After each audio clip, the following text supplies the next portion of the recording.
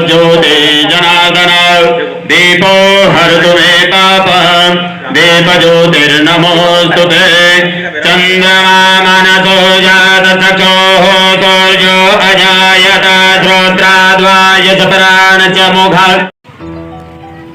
कक्षाएं लगी हुई है, लाउड स्पीकर पर जोर जोर से भाषण दिए जा रहे हैं। आवाज इतनी तेज कि स्कूल में बैठे विद्यार्थी पढ़ाई नहीं कर पा रहे थे। स्कूल प्रांगण में कार्यक्रम करवाने को लेकर स्कूल प्रबंधक को ना कोई सूचना दी गई, ना कोई लिखित आवेदन। दरअसल दिन शनिवार को पंधाना के हाई स्कूल प्रांगण में नगर परिषद अध्यक्ष, उपाध्यक्ष एवं पार्षद गणों का शपथ कार्यक्रम रखा गया था।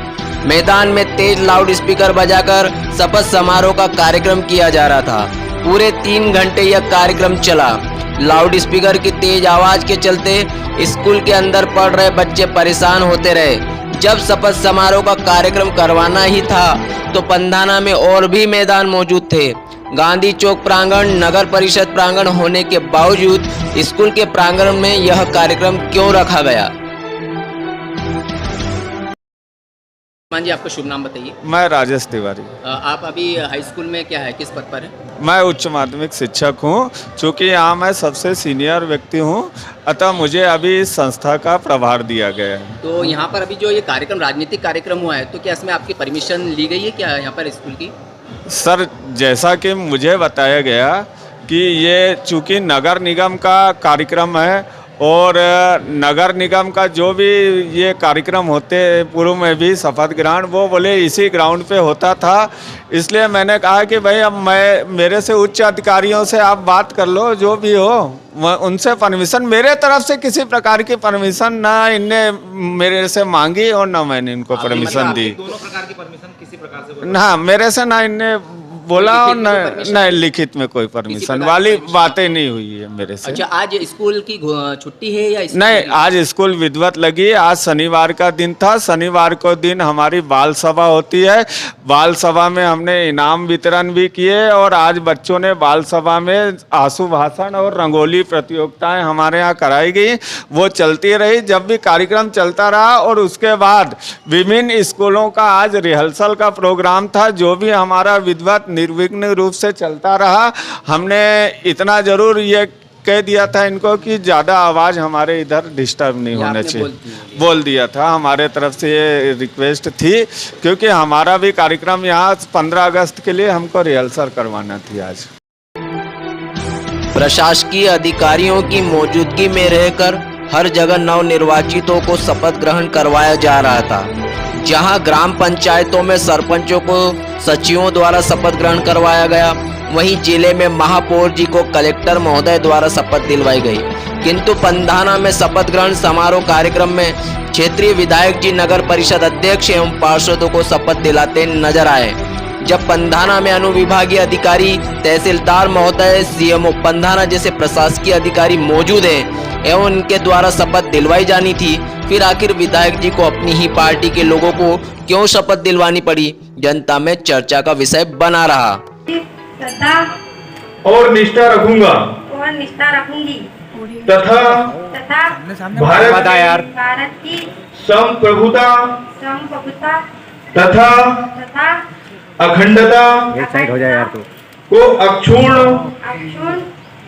बनाए रखूंगी तथा मैं ईमानदारी पूर्वक तथा निष्पक्षता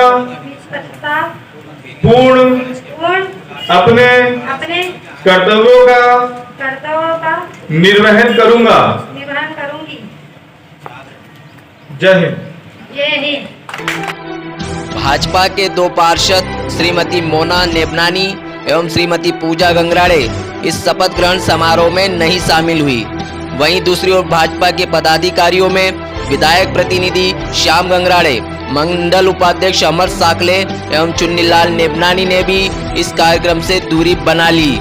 इस बार के नगरीय निकाय चुनाव में संगठन के निर्णय से आहत होकर इस शपथ ग्रहण समारोह में ये लोग शामिल नहीं हुए।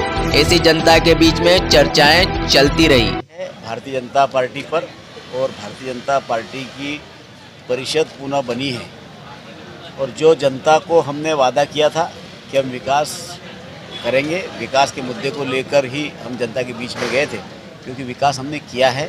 भारतीय जनता पार्टी की शिवराज जी की सरकार और मोदी जी की सरकार विकास के मुद्दे को लेकर ही आगे बढ़ रही है, और उसी विकास के मुद्दे को विश्वास करके जनता ने भारतीय जनता पार्टी की परिषद बनाने में योगदान दिया है। और आज उस परिषद का हमारी अध्यक्ष श्रीमती सुनीता जगदन्ने जी को शपथ दिलाई है, पार्षदों ने शपथ दी है, और अब हम जनता ने तो अपना वादा पूरा कर लिया, अब हम अपने वादे पर खरे उतरने का प्रयास करेंगे, और चाहे शिवराज जी की सरकार से हो चाहे मोदी जी की सरकार से हो, अधिक से अधिक धनराशि लाकर पंधाना के विकास में सहभागिता निभाने का काम हम सब लोग मिलकर करेंगे। आपने माननीय जी जो आपने बोला था कि चमचमाती जो सड़कों के बारे में जो बताया, लेकिन कहीं ना कहीं स्थिति पंधाना की थोड़ी देखी जाए तो थोड़ी विपरीत है। जैसे पंधाना से कालंका मार्ग की स्थिति खराब है, दीवाल मार्ग थोड़ा स्थिति खराब है, बलखड़ वाला है, तो इसके बारे में थोड़ा सा ये कब तक हो जाएगा? देखिए, ऐसा है कि 2003 के पहले का परिदृश्य भी हमने देखना चाहिए। आज जो विकास के काम हुए हैं, ये विकास के काम सिर्फ और सिर्फ भारतीय जनता पार्टी की सरकार में, चाहे शिवराज जी की सरकार हो चाहे मोदी की सरकार हो। और ये रोड का जो है प्रधानमंत्री सड़क योजना की शुरुआत यदि किसी ने करी थी तो स्वर्गीय अटल बिहारी वाजपेयी जी ने करी थी।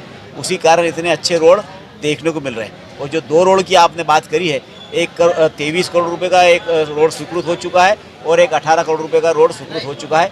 ये काम भी बहुत जल्दी हम भूमि पूजन करके इस काम को भी गति देने का काम करेंगे। और जो भी, क्योंकि काम स्वाभाविक है, जनता की अपेक्षा हम लोगों से ही है, क्योंकि विकास करने वाले हम हैं, तो इसलिए जनता हमसे अपेक्षा रखेगी और हम उस अपेक्षा पर खरा उतरने का काम कर रहे हैं। ग्राम आरूद की जो सड़क की बात की जाए तो वहाँ पे ठेकेदार की काफ़ी लापरवाही देखी गई, जहाँ पर आप देखेंगे कि कहीं पुल पुलिया नहीं बन पाए और अधूरे कार्य की वजह से बहुत दिक्कतें जा रही हैं और काफ़ी ग्रामीणों को बहुत दिक्कतें जा रही हैं। देखिए, पिछले 2 वर्षों से कोविड की महामारी बीमारी के कारण आप भी समझते हैं कि सबसे पहले सरकार के सामने एक ही लक्ष्य था कि जनता की जान बचाई जाए, और जनता की जान बचाने का काम हमारी दोनों सरकार ने, शिवराज जी की और मोदी सरकार ने किया है। कोई गरीब व्यक्ति भूखा नहीं सोए, उसके पेट की चिंता हमारी सरकार ने करी है, उसके स्वास्थ्य की चिंता हमारी सरकार ने करी है। तो 2 साल में थोड़ा बजट की वजह से कई दिक्कतें आई होगी, लेकिन अब सरकार ने पूरी तरह से खजाने खोल दिए, क्योंकि सारे व्यापार व्यवसाय उद्योग धंधे सब चालू हो चुके हैं। सरकार के खजाने में पैसा आ रहा है और सरकार उस पैसे को विकास के लिए फिर से लगाना शुरू कर दिया है। तो जो भी काम अधूरे हैं, उस अधूरे कामों को पूरा किया जाएगा और समय सीमा के अंदर ही पूरा होगा। शपथ समारोह में अभी 2 पार्षद नदारद रहे, तो उसके बारे में आपका क्या कहना है? देखिए, कल रक्षाबंधन का त्यौहार हुआ है, तो मुझे ऐसा लगता है कि शायद हमारे दोनों पार्षद बहनें जो है कई रक्षाबंधन के लिए गई होगी, तो अब चर्चा करेंगे उनसे कि क्यों नहीं आई। सर, चुनावी परिदृश्य में देखने में यह आया है कि बहुत क्रॉस वोटिंग हुई है, उसमें क्या कार्रवाई हो पाएगी? देखिए, चुनाव तो भारतीय जनता पार्टी की परिषद बन गई है। जिसमें भी कुछ क्रॉस वोटिंग हुई है नहीं हुई है, ये संगठन का विषय है और संगठन इस पर निश्चित रूप से विचार विमर्श करेगा, और यदि कोई दोषी होगा तो उसके खिलाफ भी कार्रवाई करने के लिए संगठन चूकेगा नहीं, मुझे ऐसी अपेक्षा है।